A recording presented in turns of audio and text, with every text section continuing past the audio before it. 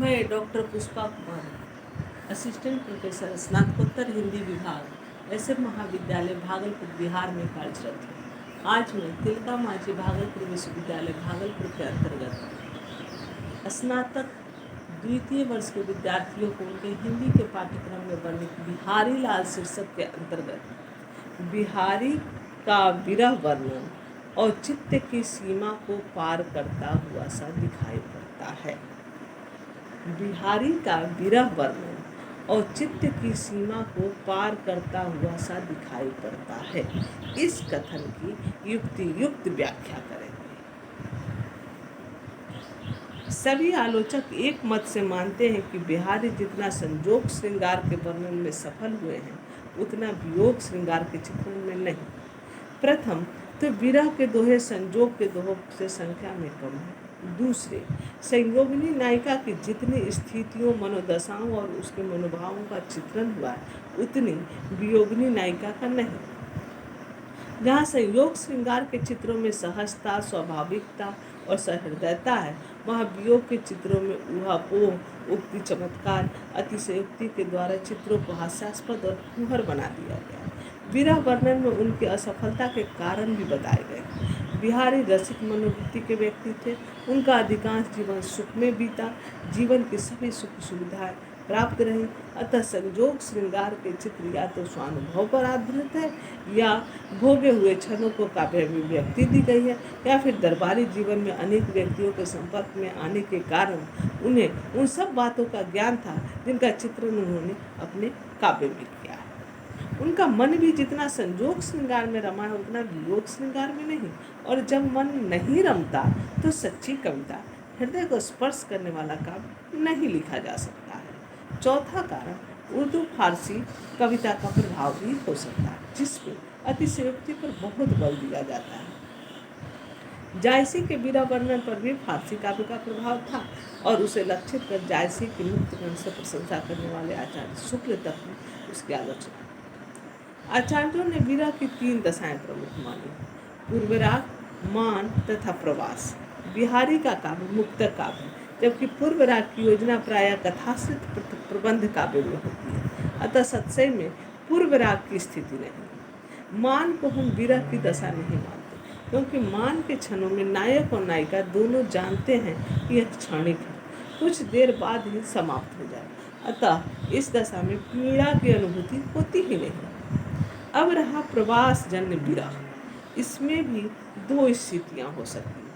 प्रवास की सूचना मिलते हैं बिछोड़ने की आशंका और उस चिंता आशंका से उत्पन्न पीड़ा, तथा वास्तविक विछोह होने पर पीड़ा। बिहारी के काव्य में इन दोनों स्थितियों का चित्रण। पहली स्थिति का चित्रण जो दोहा में हुआ है, यह ज्ञात होते ही प्रिय अगले दिन प्रायः विदेश के लिए रवाना होगा। नायिका शीत ऋतु में भी मल्हार राग अर्थात वर्षा का राग गाने लगती है, ताकि वर्षा हो और प्रिय न जा सके।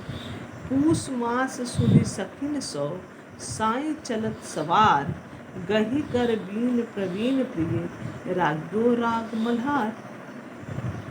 दूसरे दोहों में नायक नायिका से विदा लेते समय उसे प्यार भरे संबोधनों द्वारा आश्वस्त करता है, अपना प्रगाढ़ प्रेम तक प्रकट करता है, पर नायिका अपनी पीड़ा, अपना क्लेश झुंझले भरे व्यंग्यपूर्ण वचनों में प्रकट करती है। बामा भामा कामिनी, कही बोलो प्राणेश, प्यारी कहत लजात नहीं, पावत सलत विदेश।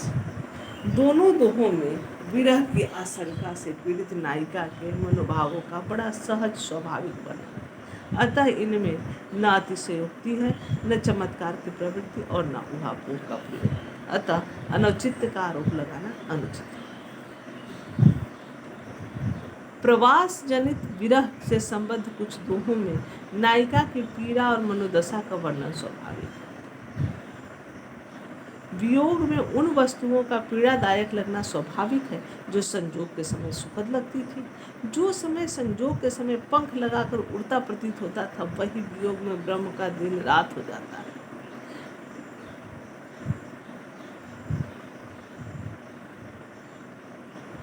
वियोगिनी यदि प्रिय का स्मरण करते करते अपनी सूझ बूझ खो बैठती है और उसकी प्रतीक्षा में आंखें बिछाए आतुरता से मार्ग की ओर देखती है, तो इसमें कोई न स्वाभाविकता है, न अतिरंजना है और न ही औचित्य है। यदि शब्द चमत्कार हैं भी तो उससे उक्ति में पैनापन ही आता है। कवि का भाषा पर कितना अधिकार है यही पता चलता है। इसे किसी प्रकार की विकृति नहीं कहा जा सकता। पर दुर्भाग्यवश बिहारी सत्संग में ऐसे स्थल बहुत कम हैं। इनकी तुलना में अतिरंजित पीड़ा के चित्र अधिक हैं। पाठक का ध्यान उन्हीं ओर जाता है और वह कवि के गुणों की ओर ध्यान नहीं देता। अब आइए देखते हैं ऐसे चमत्कारपूर्ण अतिरंजित ऊहा पर आश्रित उन दोहों को जिनको लक्ष्य कर उन पर यह आरोप लगाया जाता है कि उनका विरह वर्णन और चित्त की सीमा पार कर। आचार्य शुक्ल ने ऐसे ही दोहों को देखकर लिखा था कि बिहारी के विरह वर्णन में नाप जोक अधिक है, संवेदना जगाने की शक्ति कम। उन्होंने व्यंग में बिहारी की नायिका को घड़ी का पेंडुलम तथा आग की भट्ठी कहकर कवि की कटु आलोचना की। और सचमुच इन दोहों को पढ़ते समय पाठक के मन में विरहिणी नायिका के प्रति सहानुभूति या संवेदना जागृत नहीं होती, हंसी आती है। कवि का कथन फूहड़ तथा स्वयं कवि हास्यास्पद बन जाता है। कवि कहता है कि विरह वेदना में तपते तपते वह इतनी दुर्बल हो गई है कि सांस लेती है तो 6-7 हाथ पीछे खिसक जाती है और जब सांस छोड़ती है तो 6-7 हाथ आगे लुढ़क जाती है। इसी कारण शुक्ल जी ने कहा था कि नायिका नहीं घड़ी का पेंडुलम है।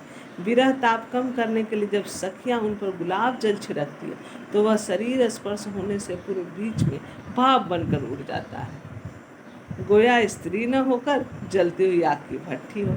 औंधाई सी सुलखी बिरह बात बरत बिलेलात, बीच ही सूखी गुलाब गो छींटो छुई नगात।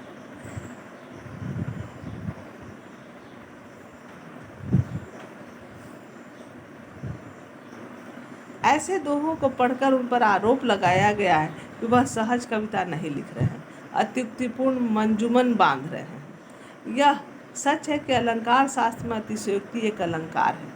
अंग्रेजी में उसे हाइपरबोल कहा जाता है और उसके प्रयोग में भाव की तीव्रता बढ़ती है, उक्ति अधिक प्रभावशाली हो जाती है। पर यह तभी होता है जब औचित्य का ध्यान रखा जाए। चमत्कार उत्पन्न करने के चक्कर में पड़ने से सच्ची और तीव्र अनुभूति के अभाव में कविता फूहड़ तथा कवि हास्यास्पद हो उठता है। बिहारी इस दुर्बलता के शिकार हुए हैं और उन पर यह आरोप लगाया गया है कि उनका विरह वर्णन और चित्त की सीमा को पार करता हुआ सा दिखाई देता है। हमारी दृष्टि में यह आरोप ठीक है। इस प्रकार निष्कर्ष स्वरूप में हम कह सकते हैं कि बिहारी का विरह वर्णन और चित्त की सीमा को पार करता हुआ सा दिखाई पड़ता है। यह उपर्युक्त विवेचन साबित करता है। धन्यवाद।